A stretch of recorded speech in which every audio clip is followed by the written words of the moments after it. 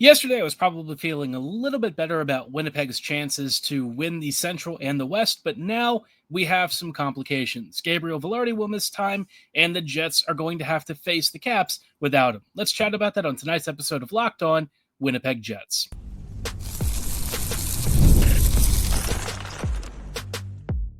You're Locked On the Hockey Jets, your daily podcast on the Winnipeg Jets, part of the Locked On Podcast Network. Your team every day. Hey friends, and welcome to tonight's episode of Locked On Winnipeg Jets, part of the Locked On Podcast Network, your team every day. I'm your host, Harrison Lee, an avid Winnipeg Jets fan and an online blogger. You can follow me on Twitter at HLivingLoco and at LO_Winnipeg Jets. Thanks for making Locked On Jets your first listen of the day every day. If you like what you're hearing, be sure to like, follow, and subscribe on all of your favorite podcasting platforms and YouTube. Doing so, of course, is always free of charge and ensures you never miss another episode. Most of all, though, we just love and appreciate your support. Tonight's episode, obviously, we have the biggest game of the season so far tonight. We're going to be saying that a lot over the next couple of weeks because every game is probably going to hold more significance than usual. And things are about to get a little bit hairy. The Jets are going to be down one of their biggest top six players, and it's going to force Winnipeg to really make some changes. We've seen some early line rushes ahead of Washington's game tonight, and that's going to be a really tough one for the Jets. But obviously, you can't control injuries. It just feels like everything that I said about the trade deadline needing to be a really big slam dunk might be coming to hurt the Jets a little sooner than anticipated. So we'll dive into all of that in just a little bit. But before we go any further, just wanted to let you know that tonight's episode is brought to you by Game Time. Download the Game Time app, create an account, and use code LOCKEDONNHL for $20 off your first purchase. Now, this is a big game, right? The Jets and Caps are going to be facing off for the second time, this time on home ice for the Jets. This is going to be a tight rematch. Winnipeg won the first, 5-4 in overtime on the road, and I actually got to go to that game. That was a ton of fun. This one is going to be significantly more challenging, which you wouldn't really think. You'd just imagine that it'd be the same as it was last time, but the Jets are now coming in with a big disadvantage, and they are down Gabriel Vilardi. So that's going to be really tough. We'll talk a little more about the Vilardi injury and what may have transpired and how long it's going to be for, because currently it's indeterminate, but it may not be the full season, but we'll just have to kind of play it by ear, right? So the Jets are going to have an interesting lineup, and I can't say that I'm personally a big fan of it. Per Ken Wiebe, line rushes earlier yesterday were Connor, Scheifele, and Iafallo, Ehlers, Lowry, and Appleton, and Niederreiter, Nemesnikov, Perfetti, and Tanev, Barron, and Kupari. The defense isn't going to change. Morrissey, DeMello, Sandberg, Shen, and Stanley Miller. Of course, Hellebuck will probably get the start. Yeah, so this lineup, I really feel like just... It's frustrating, right? I feel like Winnipeg is again narrowing its options down to how to arrange its top nine based on a couple of key pairings that the Jets just seemingly don't want to get away from. Winnipeg is married to this stuff, and again, it gets to a point where I just don't really understand why the Jets can't get away from this stuff, why they're so loyal to a fault to the way they think things have worked so far. And for me, I tend to think that the Jets understand points of where they've been really successful, but I feel like they draw the wrong conclusions from it. And that's a feeling I've had for a while, but I guess this lineup to me just doesn't really feel all that dangerous. Iafallo, Connor, and Scheifele have not had very good minutes together. I think they played like 300 minutes last year together. So yeah, not great results if I'm being honest.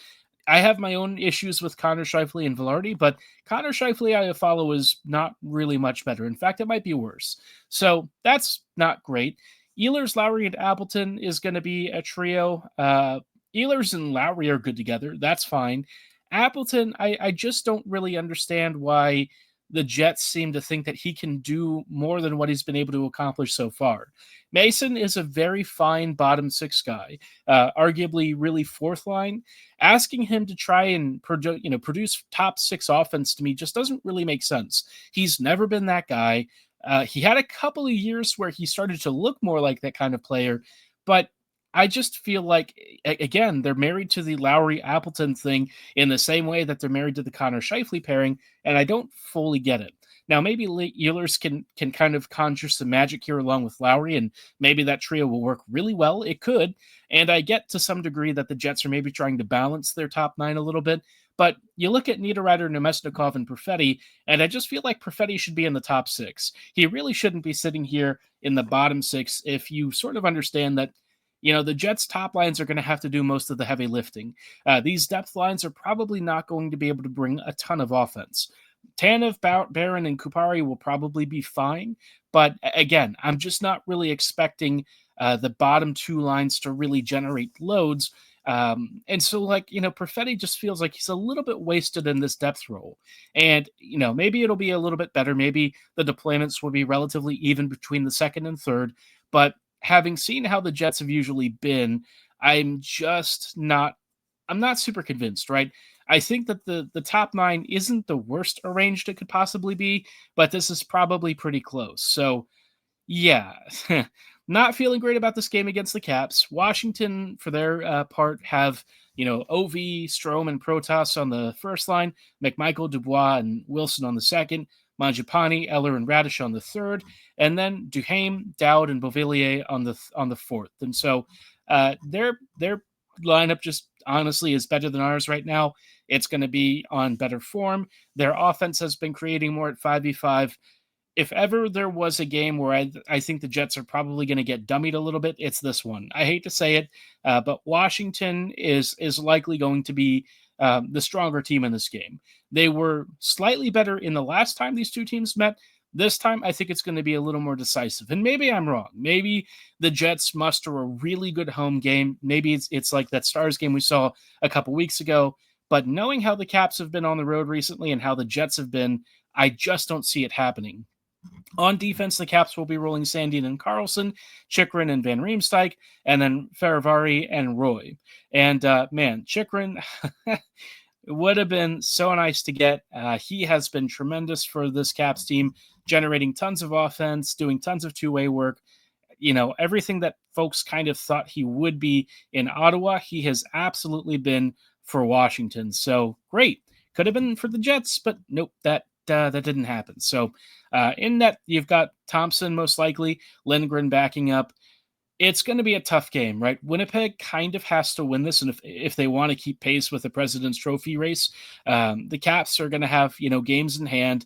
They're going to have the advantage with this being basically a 4-point swing, and they already have a 2-point edge on the Jets plus that game in hand. So yeah, not feeling great about this one. I wish I could be optimistic, but I kind of think that this is going to be something like a 5-2 or maybe even a 5-3 loss if we're very fortunate. I just don't see how the Jets really have a great game out of this one. The Caps have gone 9-1 in their last 10. The Jets are 6-4. The goaltending's been a little bit shaky. Maybe a little bit of extra rest for Hellebuck will pay off. I don't know. All I can say is good luck to the Jets. This is one of those games where I'd love to have more confidence. I just don't. It's really unfortunate, right? And this Vilardi injury really couldn't be timed at a worse moment. But the Vilardi injury is perhaps going to have some really big downstream impacts on the Jets and their ability to make it to the, not only the President's Trophy, but maybe even the Central Division title. We'll chat about that in just a brief moment. But before we dive into all of that and sort of the ramifications of all of this, did want to let you know about our friends and partners at FanDuel. March Madness is here, and FanDuel is giving you the chance to get in on the action like never before. Right now, new customers can get $200 in bonus bets when your first $5 bet wins. That's $200 extra bucks to use on everything from buzzer beaters to Cinderella stories and even who's cutting down the nets. Obviously, for me, it's been a much better tournament than I expected, in part because Maryland is now in the Sweet 16. Did not see that coming. I know that this has been a bit of a surprise year, and I'm mostly a casual college basketball fan, but you have to understand that when I was a Maryland student, it wasn't exactly going super well for our program. So amazing to see them back. But if you're trying to follow maybe another Cinderella story, another underdog squad, obviously Gonzaga is already out, so that's a bit of a tough one. But FanDuel is going to help you win with some of those other amazing programs that have made it in.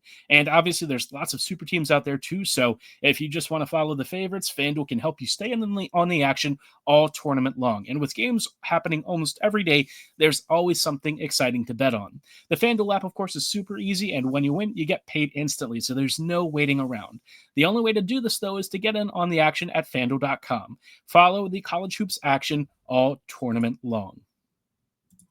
While we're here, I also did want to let you know about our friends and partners at Wonderful Pistachios. Looking for a snack that's both delicious and nutritious? Crack into a good source of protein with Wonderful Pistachios. Wonderful Pistachios is one of the highest protein nuts. Each 1 ounce serving has 6 grams of protein, giving you over 10% of your daily value. And they're packed with fiber and better for you unsaturated fats to help you keep feeling fuller for longer. I'm the person who actually likes cracking pistachios open. Maybe it's the Marylander in me. I'm not really a big fan of like cracking open blue crabs because it takes a lot of effort and you don't get that much reward. But with pistachios, just a quick little crack of the shell and you're in for some great protein goodness. But maybe you don't like the work. Maybe you just want to grab and go before work or before your workout. Maybe as you're dropping your kids off at school. They have the no-shelled variety. They come in some great flavors. And of course, again, they are a complete protein featuring all 9 essential amino acids. They come in great little on-the-go packs. Easy servings, great for on-the-go grabbing, and they are delicious. So get snacking and get cracking with a snack that packs a protein punch. Visit wonderfulpistachios.com to learn more.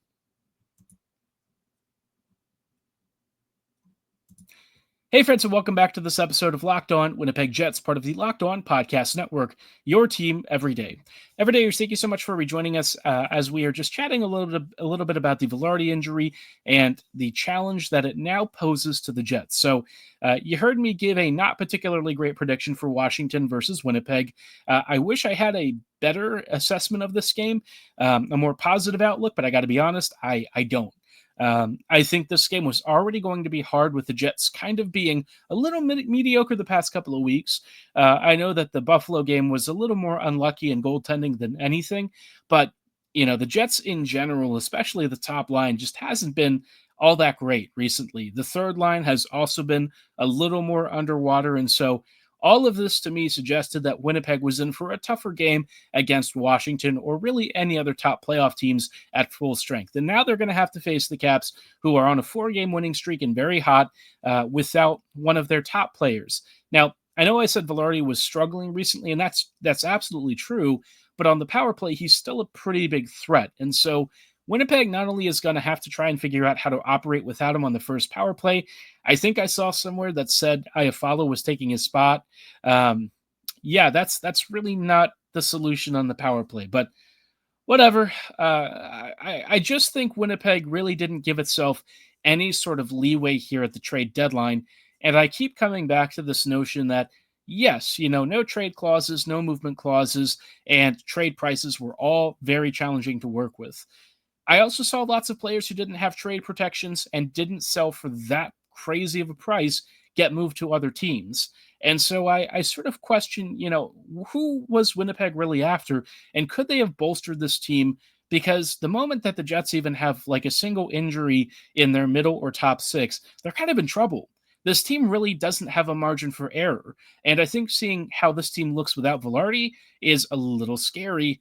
I got to be honest. I know Vilardi, again, has been struggling recently, but he's one of those players where the moment he gets knocked out, your top 9 loses a lot of venom. So this is going to be an uphill battle.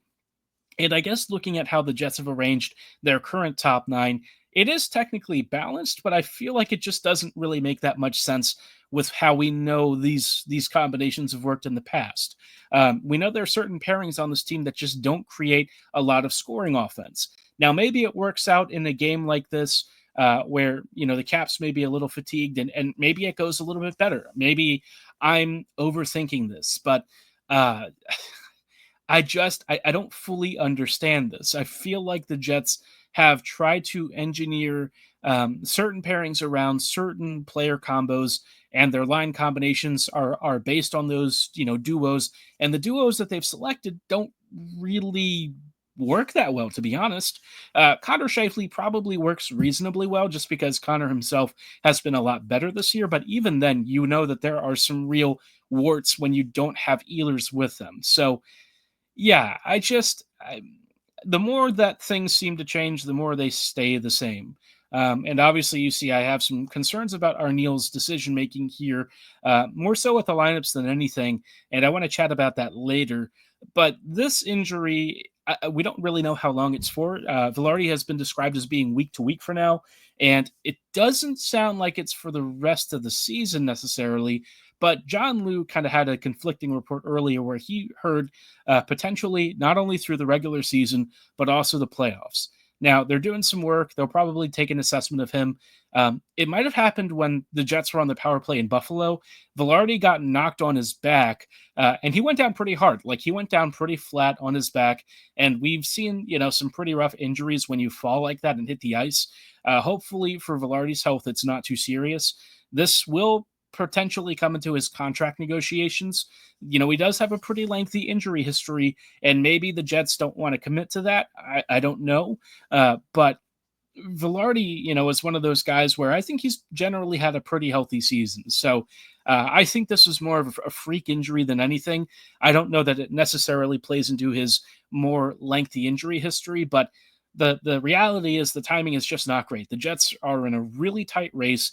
They're now going to have to play several really hard games on the road without him. And sure, there are plenty of home games, but some of those hardest road games are going to be LA, Vegas. We're going to have to do it likely without Vilardi in the coming weeks. And I'm just like, could you possibly imagine a crappier time for this to happen?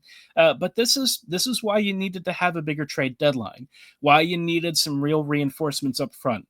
Obviously, having a Nelson or any of those players may not have saved this team at the end of the day. Maybe it would still end in similar results, but at least you'd have a little more of a fighting chance. Right now, it kind of feels like the Jets are trying to scrap together what they can in an arrangement and a lineup that looks halfway decent, and they're still not going to lean on any of the Moose kids either. So, yeah, I don't really know what you do. I think that there are personally, for me, other ways to approach this.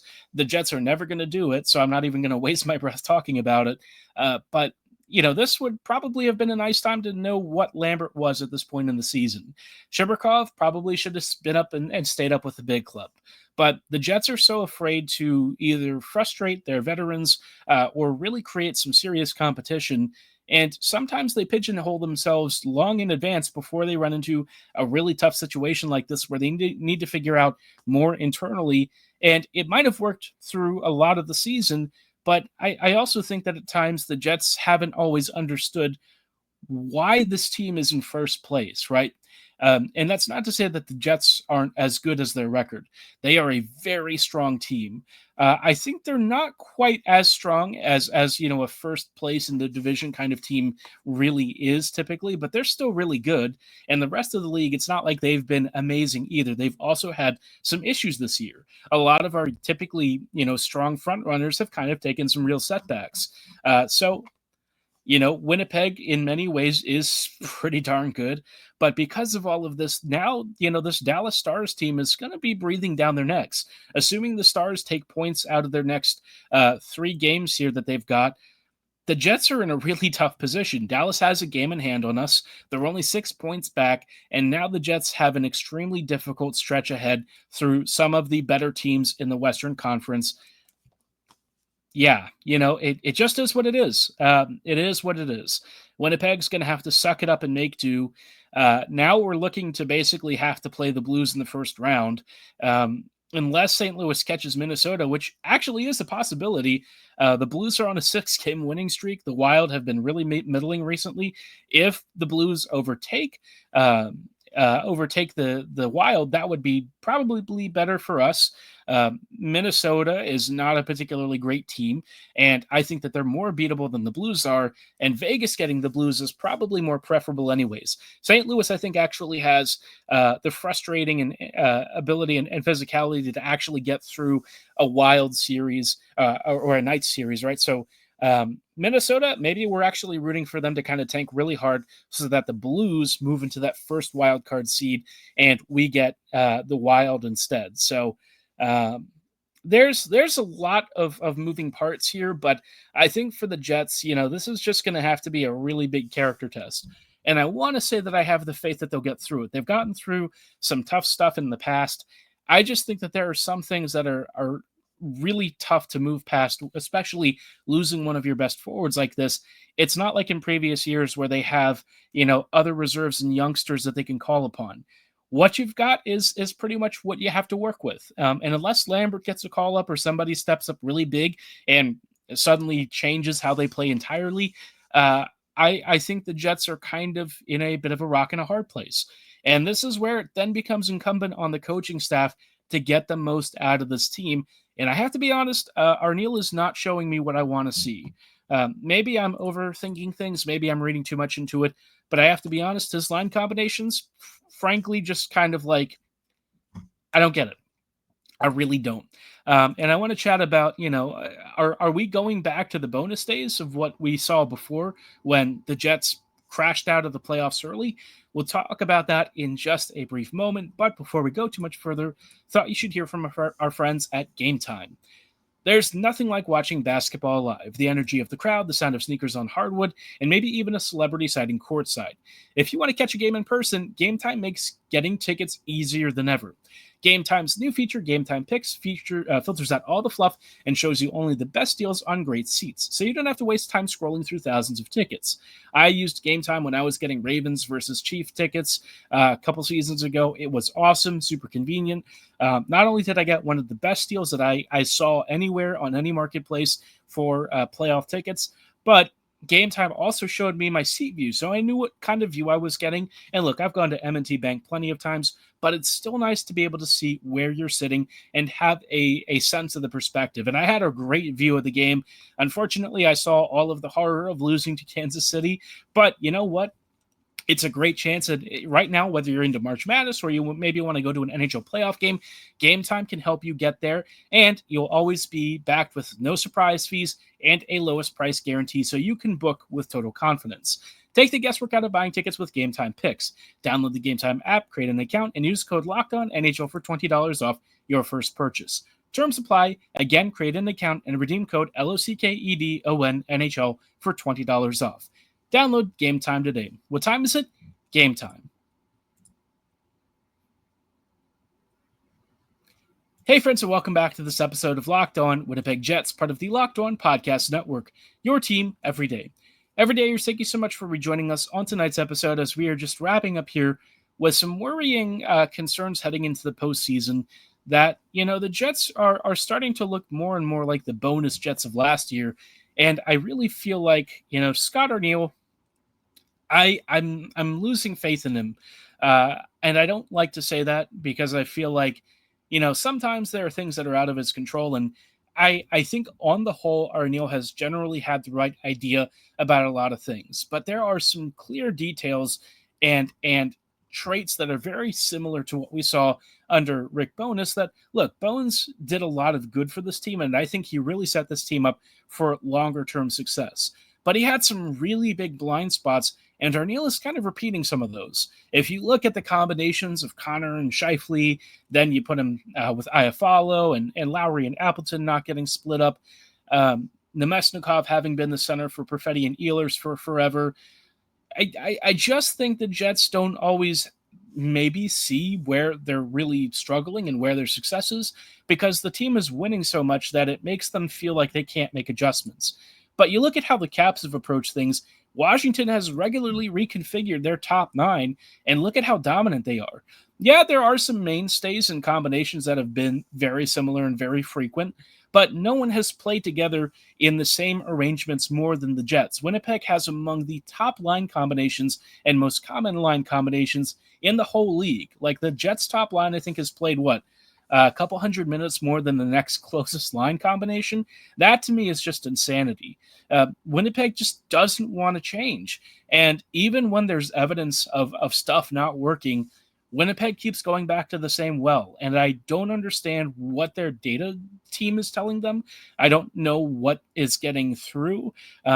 Because it's clearly not informing all of their decisions. And I'm not saying that you should look at a stats readout and make that, that judgment, to figure out whether or not your lineup is good. But I think there are some very clear things that even just watching this team have become apparent with how this top nine is arranged. It gets the job done against most bad teams, but you start facing really quality opponents at full strength, and those cracks start to appear. And that's where I think the Jets still have a long way to go. If this playoff run is abbreviated again, it's going to be a huge disappointment. This felt like the year that they had to cash in, and it felt like it really does feel like they've missed the mark. And it's premature for me to say this, but I get a lot of the same feelings that I did in last year's playoff run, and in some of the previous ones. I just think the Jets are on a collision course with another early exit, and maybe it doesn't happen that way. Maybe things go much better this time. I don't know, but given how this team has been historically in the postseason, given who we're likely to face in the playoffs, past that first round, maybe you'll get a gimme in Minnesota, but after that, who are you going to face? Dallas, Colorado, these good teams? Do we really feel like the Jets are going to match up well against these teams? I personally have some real doubts. And if Arniel doesn't start to show some real improvisation and some real changes to how he's setting up these lineups heading into the postseason, I got to be honest, I don't think Winnipeg's going to have a particularly deep run. And I've started to really feel that for a while now.